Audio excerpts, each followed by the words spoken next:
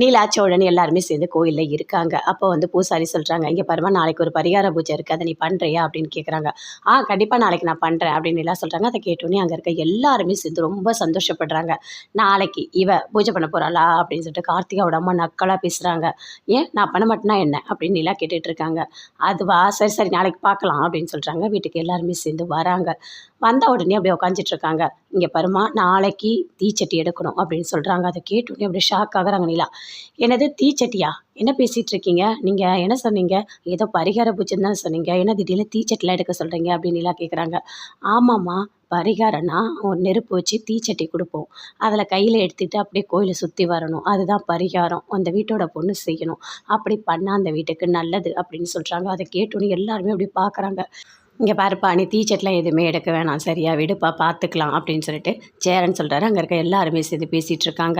நிலா அப்படியே அமைதியாக இருக்காங்க. ஐயோ டீச்சர்ட்லாம் எப்படி எடுக்கிறதெல்லாம் ரொம்ப கஷ்டம் இல்லை அப்படின்னு சொல்லிட்டு, கையெல்லாம் சுடுமே, எனக்கு கையெல்லாம் சுடும், எனக்கு பயமாக இருக்கும் அப்படின்னு சொல்கிறாங்க. ஐயோ நீங்கள் பயந்து அப்படி கஷ்டப்பட்டு ஒன்றும் நீங்கள் பண்ணவே வேண்டாம், நம்ம வந்து குலதெய்வ கோயிலுக்கு சாமி கும்பிட வந்தோம், நம்ம வந்த வேலையை மட்டும் பார்த்துட்டு போகலாம் அப்படின்னு சொல்லிட்டு சோழன் சொல்கிறாரு. அதை கேட்டோன்னே எல்லாருமே சரின்னு சொல்கிறாங்க. ஆனால் நிலா மட்டும் அப்படியே யோசிச்சுட்டே இருக்காங்க. ஐயோ அந்த பரிகாரம் பண்ணணுமே எப்படியாது அப்படின்னு சொல்லிட்டு கோயிலுக்கு போகிறாங்க. போனால் அங்கே ஃபுல்லாக தீச்சட்டியெல்லாம் அடுக்கி வச்சுருக்காங்க. எல்லாரும் கையில் வேப்பில வச்சுருக்காங்க. கார்த்திகாவோட அம்மாவும் வச்சுருக்காங்க. இங்கே பாரு கார்த்திகா, இந்தா இதை கையில் வச்சுக்கோ அப்படின்னு சொல்கிறாங்க. இந்த தீச்சட்டி எடுத்து நீ வந்து சுற்றி வா அப்படின்னு சொல்கிறாங்க. அப்படியே நிலா பார்க்குறாங்க. எப்படியாவது இதை பண்ணணும், வீட்டில் இருக்க எல்லாரும் நல்லா இருக்கணும், இந்த வீட்டில் பொண்ணுங்களே தங்காதுன்னு சொல்கிறாங்க, கண்டிப்பாக இந்த தீச்சட்டி நம்ம எடுக்கணும் அப்படின்னு சொல்லிட்டு நிலா அப்படி யோசிச்சுட்டே இருக்காங்க.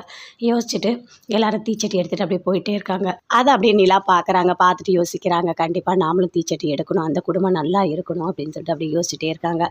போயிட்டு வேப்பில எடுக்கிறாங்க. இங்கே பாருங்கள், அந்த தீச்சட்டி எடுத்து என்னோட கையில் வைங்க அப்படின்னு சொல்கிறாங்க. அதை கேட்டோன்னு எல்லாருமே ஷாக் ஆகுறாங்க.